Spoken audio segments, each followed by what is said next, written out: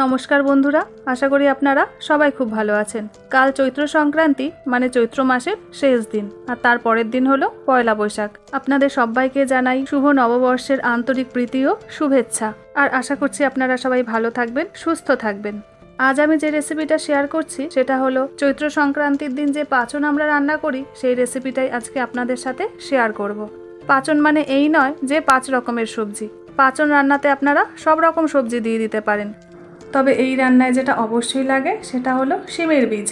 যেহেতু আমাদের এখানে এখন শিমের বীজ পাওয়া যাচ্ছে না, তাই জন্য আমি শিমের বীজের পরিবর্তে ছোলা দেব, আর সেই জন্যই আমি ছোলাটা আগে থেকেই ভিজিয়ে রেখেছিলাম। ড্রিম রিলিশের পক্ষ থেকে আপনাদের সবাইকে জানাই সাদর আমন্ত্রণ। চলুন তাহলে রেসিপিটা শুরু করা যাক।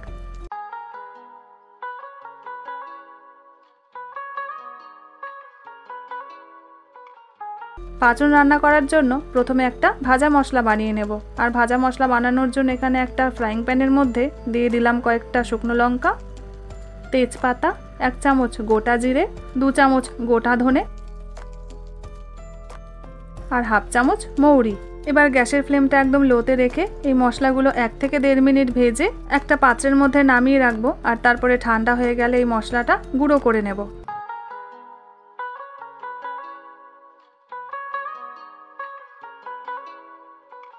এদিকে একটা পাত্রের মধ্যে কিছুটা জল নিয়ে যে এঁচড়গুলো আমি কেটে রেখেছিলাম, এবার সেই এঁচড়গুলো জলের মধ্যে দিয়ে সেদ্ধ করে নেব।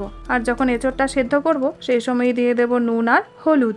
যেহেতু এঁচড়টা সেদ্ধ হতে একটু বেশি সময় লাগে, সেই জন্য এঁচড়টা আলাদা করে সেদ্ধ করে নেব। ওদিকে এঁচড়টা সেদ্ধ হতে থাক, এদিকে আরেকটা পাত্রের মধ্যে কিছুটা জল নিয়েছি। এবার যে বাকি সবজিগুলো রেখেছিলাম সেগুলো এক এক করে দিয়ে সেদ্ধ করে নেব।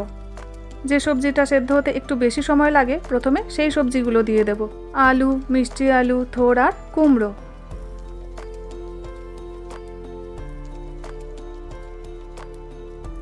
এদিকে দেখুন এঁচড়টাও কিন্তু খুব ভালো করে সেদ্ধ হয়ে গেছে। এবারে একটা ঝাঁঝরির সাহায্যে এঁচড়টা তুলে একটা পাত্রের মধ্যে রেখে দিচ্ছি।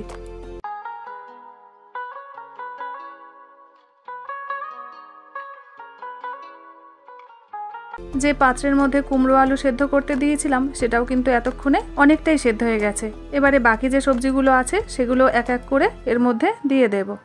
তারপর সবকিছু একবার ভালো করে মিশিয়ে ভিজিয়ে রাখা ছোলাগুলো এর মধ্যে দিয়ে দেব।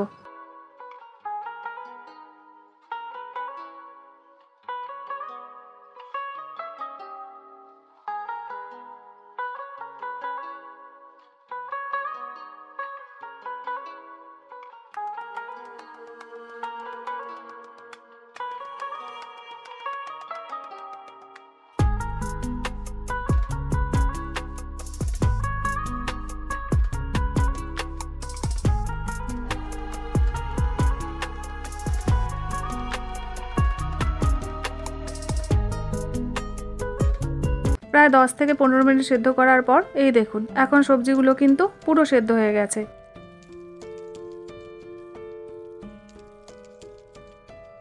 এবারে সবজিটা ফোড়ন দিয়ে নেব। আর ফোড়ন দেওয়ার জন্য কড়াইতে নিয়ে নিচ্ছি পরিমাণ মতন সর্ষের তেল। আর এই রান্নাটা আপনাদের সর্ষের তেলেই করতে হবে। এরপর সর্ষের তেলটা গরম হয়ে গেলে এর মধ্যে দিয়ে দিচ্ছি 2টো তেজপাতা, শুকনো লঙ্কা, 1 চামচ 5 ফোড়ন আর দিয়ে দিচ্ছি 2 চামচ আদা কাঁচা লঙ্কা বাটা আর পরিমাণ মতন হলুদ।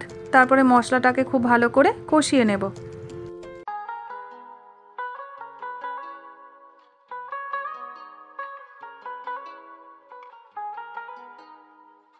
তিন থেকে 4 মিনিট কষানোর পর যখন আদার কাঁচা গন্ধটা চলে যাবে তখন এর মধ্যে দিয়ে দেব স্বাদ মতন লবণ আর চিনি। তারপরে মশলাটা আরও একবার কষিয়ে সেদ্ধ করে রাখা সবজিগুলো এই মশলার মধ্যে দিয়ে দেব।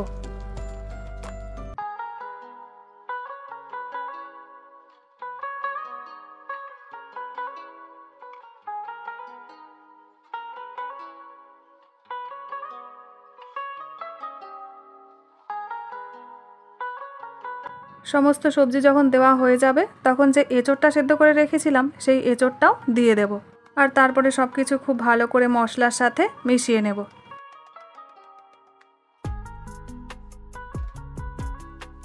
এইভাবে আরও 10 মিনিট রান্না করে নেওয়ার পর এবারে ওপর থেকে দিয়ে দিচ্ছি কয়েকটা চেরা কাঁচা লঙ্কা। আর যে মশলাটা আমি গুঁড়ো করে রেখেছিলাম সেই মশলাটা এবারে ওপর থেকে দিয়ে দিচ্ছি। আর তারপরে সবকিছু একবার ভালো করে মিশিয়ে নিলেই রেডি হয়ে যাবে চৈত্র সংক্রান্তির স্পেশাল পাঁচন। পাঁচন রান্না করলে এই ভাজা মশলাটা কিন্তু অবশ্যই দেবেন, তাহলে এই পাঁচনের গন্ধটা খুব সুন্দর হয় আর খেতেও হয় দারুণ টেস্টি।